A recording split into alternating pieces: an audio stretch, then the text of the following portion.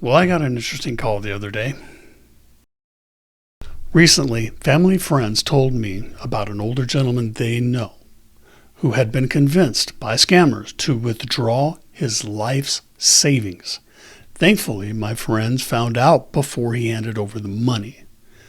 But those friends asked me a simple question.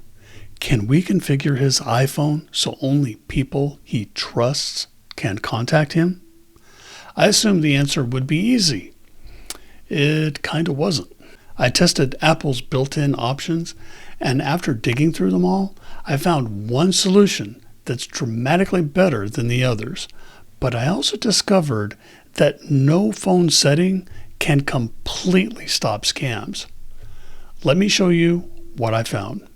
My first thought was the same one many people probably have. Focus mode. Focus mode is great at reducing interruptions, but it wasn't designed to secure a phone. So then I started looking at the individual settings for phone, messages, and FaceTime. Apple gives you several filtering options, but they're scattered throughout the settings app, and any one of those settings are easy to overlook, and missing one could undermine your entire security effort. When you revisit these 6 months later, you're going to be rediscovering them all over again. And then there's screen time. Screen time is much stronger, but it's really a collection of restrictions rather than one cohesive security solution.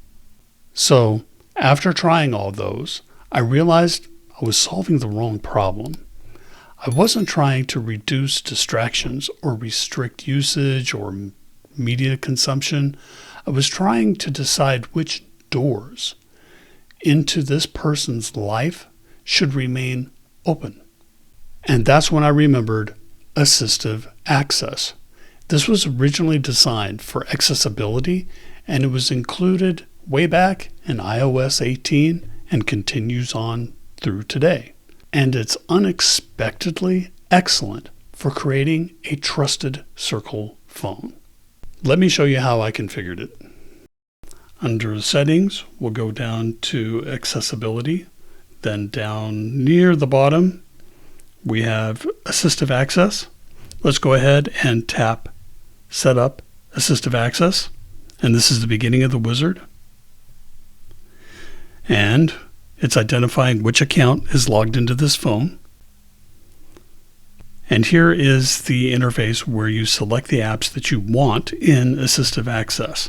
So we'll go ahead and add in calls, and it'll come up with some configurations for you.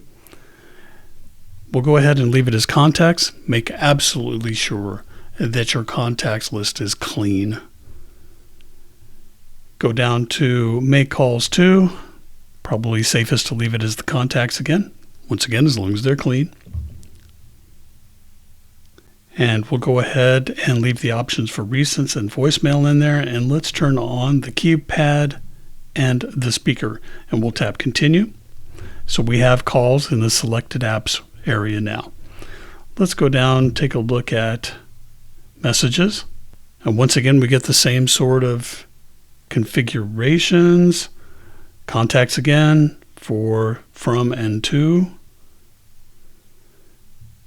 And you can review these if they make sense for you. We'll go ahead, click continue. And we see messages is now added to this list. Let's go ahead and tap the magnifier. And I'll admit, even I've used magnifier from time to time because have you ever tried to read the text on the bottom of a charging block? I mean, this is really small. Just because your loved one might be vulnerable to scams doesn't mean they don't need to drive to their doctor's appointments.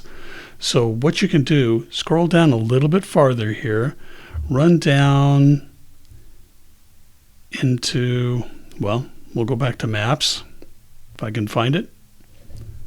Right here, we'll add that, and we'll see that's now in the selected apps area.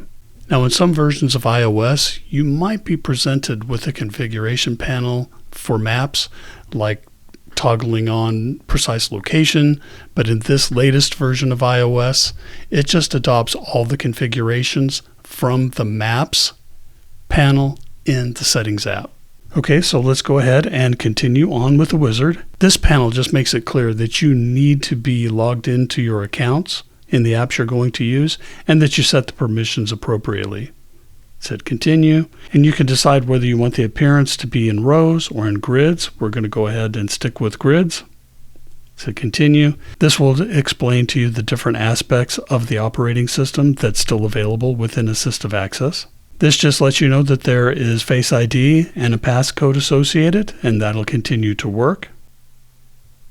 And this is the important part where you set the code that allows you to go in and out of Assistive Access. This panel just explains that there is a recovery strategy in case you forget your Assistive Access passcode, and I'll mention that I have a video on protecting your Apple account with recovery methods, link in the description. And since I already have this set, I'll just tap Not Now, and this just tells you how to exit Assistive Access by triple-clicking the side button. We'll go ahead and click Continue, and it lets you know that it's ready to use. Before we jump into it, let's review the other options for Assistive Access. Down here, we'll see we have the lock screen, and I chose a photo. We'll say if your loved one wants to see a photo of their grandchildren, this is a great place to add it on there, so every time they wake up the phone, they see something pleasant and familiar. And you can also see that you can add the date and time to the lock screen. We'll go ahead and do that. Let's go ahead, back out of that. Let's take a look at the home screen. And let's go ahead and enable both the battery and the time. We'll back out of that. And you can take a look at some of the other settings that are down here and decide how you want to configure them. And if there's any time you want to completely reset Assistive Access, this is how to do it, and you'll start the setup procedure from scratch. Okay, and let's scroll back up to the top. Now let's go ahead and start Assistive Access. You'll see that it's going to request that passcode that we set up. It's going to take a moment to start. Be patient. If you have never seen Assistive Touch, you're going to be curious what a phone call looks like. So let's go ahead and give it a shot. You can see here the person is calling, and you have large buttons to either answer it or don't answer it. Let's go ahead and answer.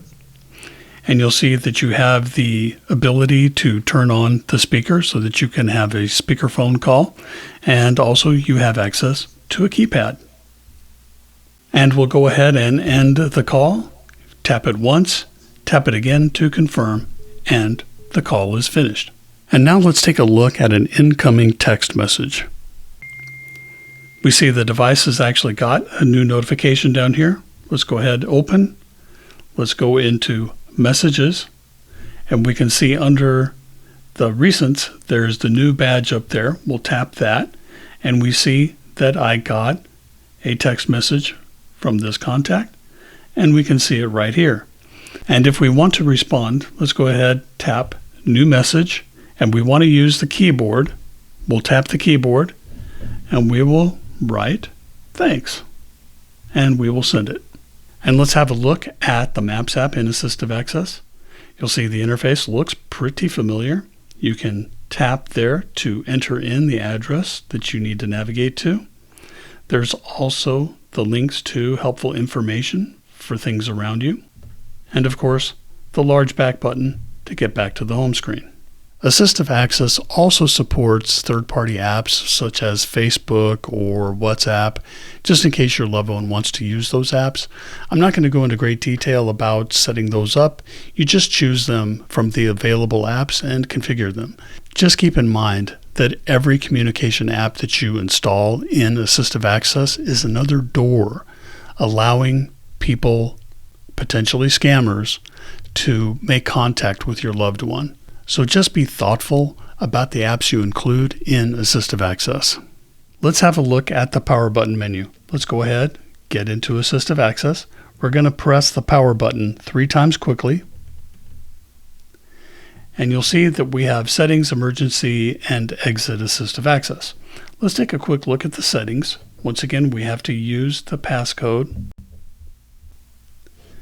And you'll see that you have control over text size. You have airplane mode. There's even a cool dark mode here.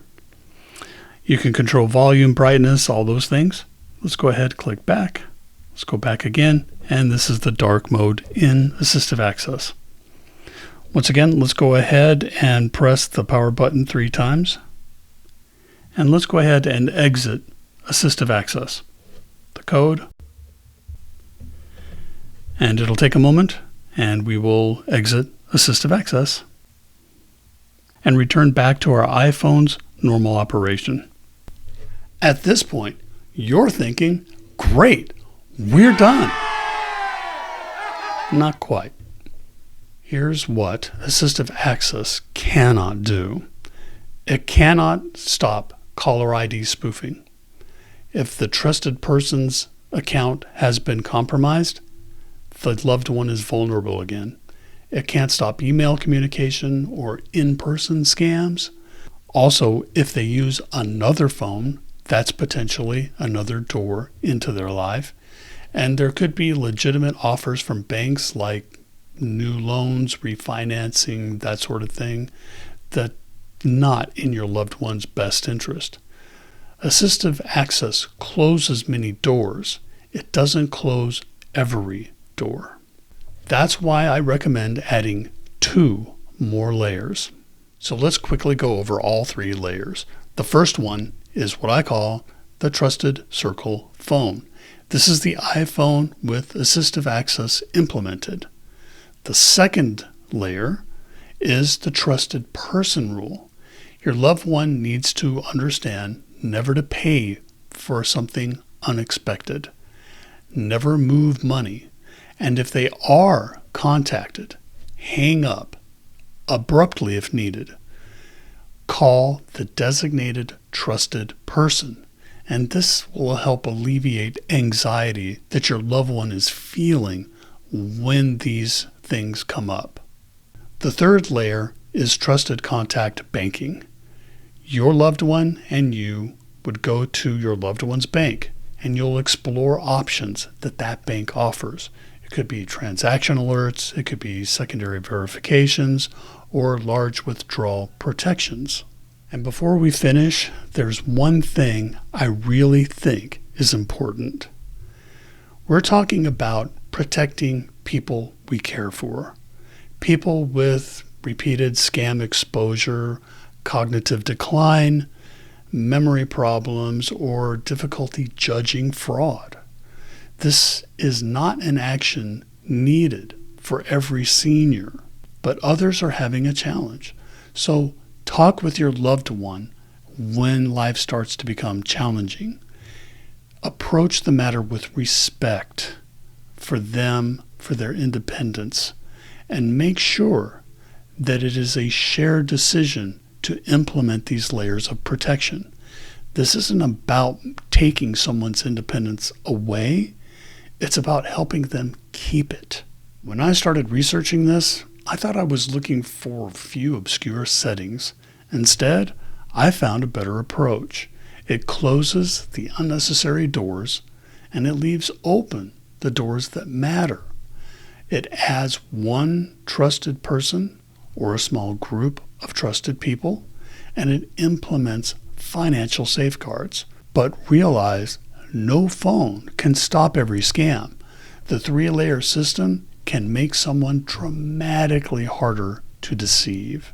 And to help with that 3-layer approach to security, I've developed a handout that walks you through everything quickly, and I have a hassle-free link to that document in the description.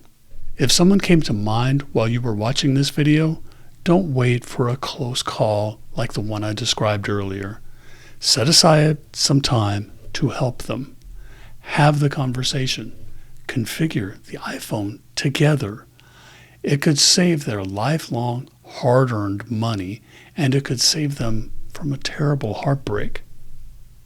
So until next time, have fun, stay safe, and keep learning.